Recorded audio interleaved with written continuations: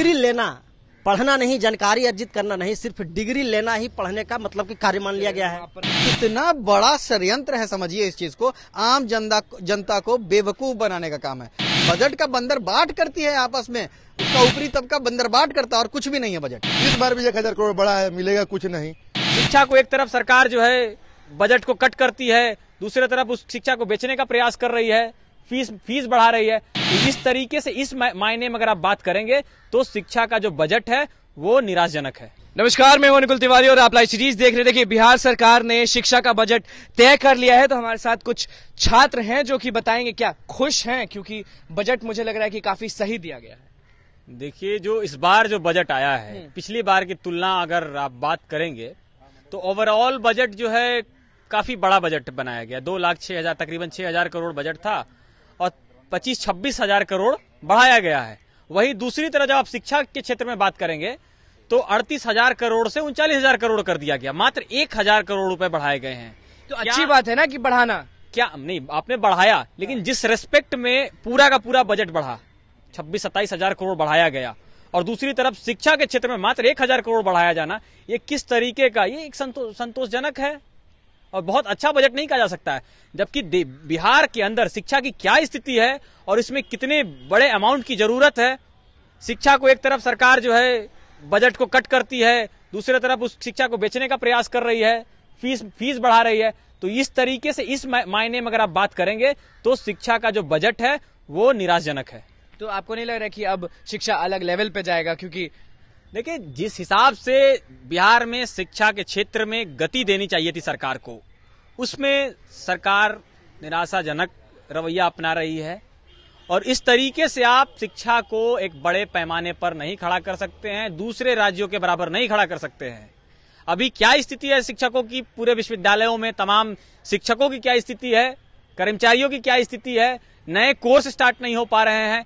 एक तरफ दूसरे राज्यों में डेटा साइंस, आर्टिफिशियल इंटेलिजेंस पे पढ़ाई हो रही है और यहाँ आप ट्रेडिशनल कोर्स तक नहीं चला पा रहे हैं ढंग से। तो इसलिए हम कह सकते हैं कि बहुत बेहतरीन बजट नहीं है शिक्षा को लेकर के। चलिए, ओवरऑल बजट तो आ ही गया है, खुश हैं या नहीं है? बिल्कुल नहीं है। नहीं है। सबसे पहले तो ये समझने की जरूरत है इसमें कि जो वर्तमान में 39,000 करोड़ का जो शिक्षा के लिए एलोकेट हुआ है जो बजट, पिछली बार 38,000 करोड़ हुआ था, इस बार 39,000 करोड़ हुआ। तो ऐसे समझिए कि बजट का तकरीबन 16 से 17% जो है वो एलोकेट हुआ है।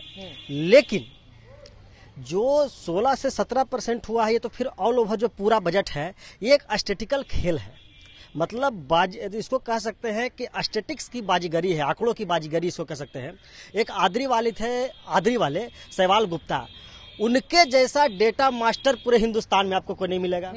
और ये जो शुरू से देख लीजिए तो एक खास करके एक खास पॉलिटिकल के पार्टी के पास, ये 2005 से लेकर के 2022 तक अगर बीच के 1-2 बरस को छोड़ दीजिए तो खास पॉलिटिकल पार्टी के पास मतलब वित्त मंत्रालय जो है बिहार का वो रहा है, एक सिंगल पार्टी के पास।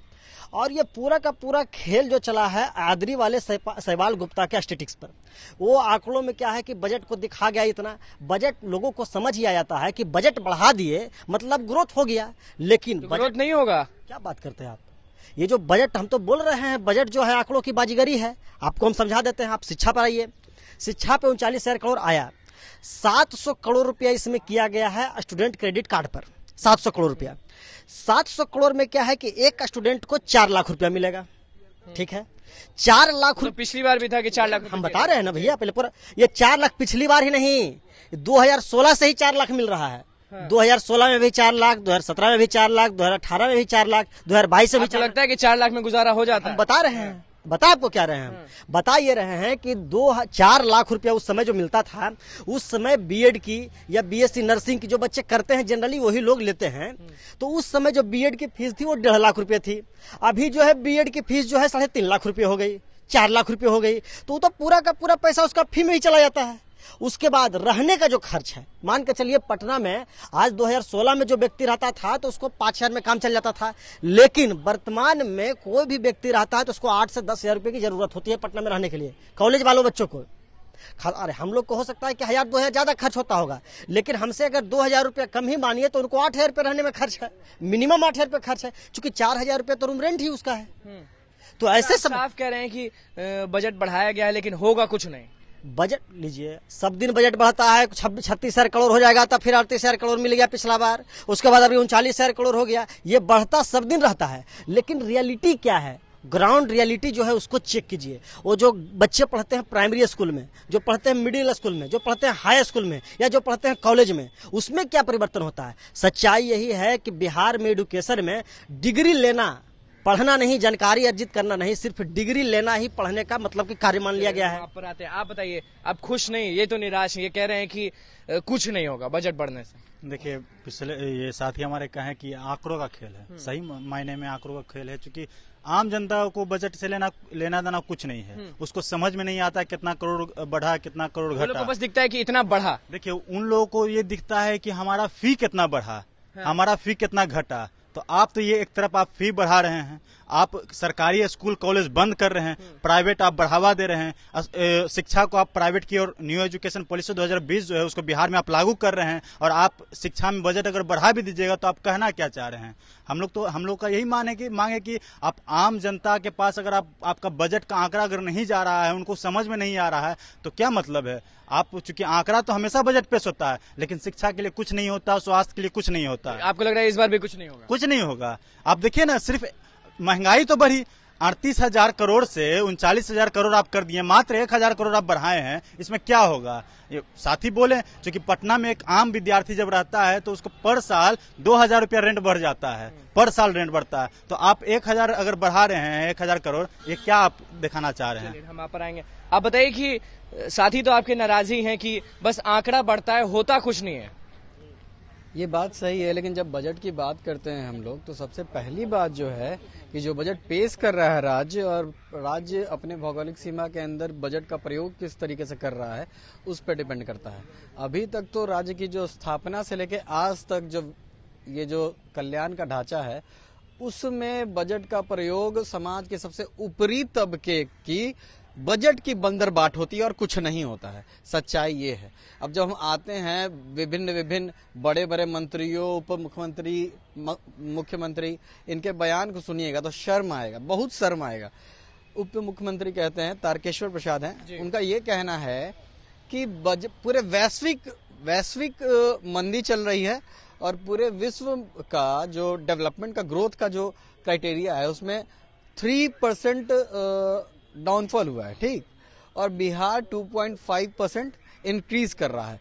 तो वो वैश्विक इकोनॉमी को बिहार के इकोनॉमी से कंपेयर करके किस तरीके से बेवकूफ बना रहे लोगों को, बस इसलिए क्योंकि ये बिहार है ना। बिहार में आप अनएजुकेटेड लोग की संख्या ज्यादा है, बिहार यूपी मजदूरों की संख्या बहुत ज्यादा है, तो वो लोग बिल्कुल टारगेट करके, फोकस करके ये सारी चीजें करते हैं कि बस अखबार में बड़े बड़े अक्षरों में लिखा रहे कि पूरे विश्व के बजट से बिहार का बजट 3% बढ़ा है। कितना बड़ा षड्यंत्र है, समझिए इस चीज को। आम जनता को बेवकूफ बनाने का काम है। शिक्षा, स्वास्थ्य, अभी कोविड का दौर चला था, उसमें आप बिहार की स्वास्थ्य व्यवस्था को जाकर देखिएगा तो मध्यम वर्गीय से लेकर निम्न वर्गीय तक, निम्न वर्गीय तो भूखमरी से मर रहे थे, मध्यम वर्गीय लोग जो थोड़ा बहुत भी अपने जीवन प्रणाली को चला पाते हैं, वो सांसें गिन रहे थे हॉस्पिटल्स में, और कोई भी पूरा स्वास्थ्य विभाग शांत था। तो ये रियलिटी सब बेवकूफ बना रहे हैं, आपका कहना? पूरा बेवकूफ बना रही है बिहार। कहा तो राज्य बजट का बंदरबाट करती है आपस में, उसका ऊपरी तबका बंदरबाट करता है, और कुछ भी नहीं है बजट। चलिए आप बताइए, होगा कुछ या इस बार भी पीछे रह जाएगा बिहार? इस बार भी पीछे रह जाएगा। इसके पिछले बार भी बजट में एजुकेशन में बड़ा बदलाव हुआ था। ये क्या कहीं बदलाव देखने को मिला आपको? रुपया बढ़ गया बजट में एजुकेशन के लिए, लेकिन मिला कुछ नहीं। इस बार भी 1,000 करोड़ बढ़ा है, मिलेगा कुछ नहीं, मिलेगा कुछ नहीं, कुछ नहीं मिलेगा। इनडायरेक्टली लोगों को